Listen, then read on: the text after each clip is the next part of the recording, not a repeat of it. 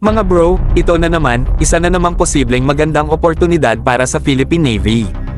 Ang JS Shimakaze DDG-172 TV-3521, ang pangalawang barko sa Hatikase-class guided missile destroyers ng Japan Maritime Self-Defense Force (JMSDF), ay sinasabing malapit ng ma-decommission sa mga darating na taon.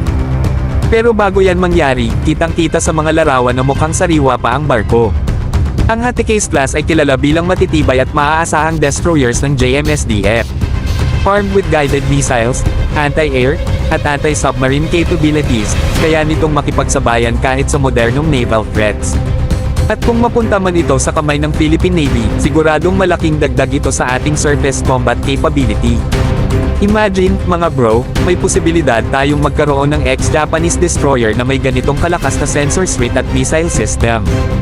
Kung tutusin, consistent na ang Tokyo at Manila sa pagpapalakas ng defense ties.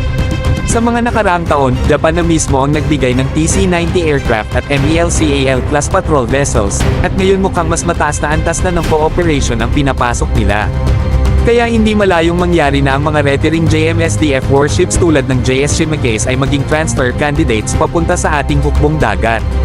Kung sakali mang matuloy, magandang ideya rin na i-repurpose ito bilang training ship o missile-capable combat support vessel ng PN.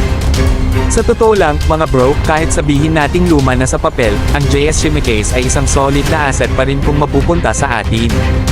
Lalo pa kung magagamit ito sa naval warfare training at air defense familiarization ng ating mga tauhan. Sana nga, mga bro, maging isa ito sa mga susunod na good deals sa pagitan ng Japan at Pilipinas.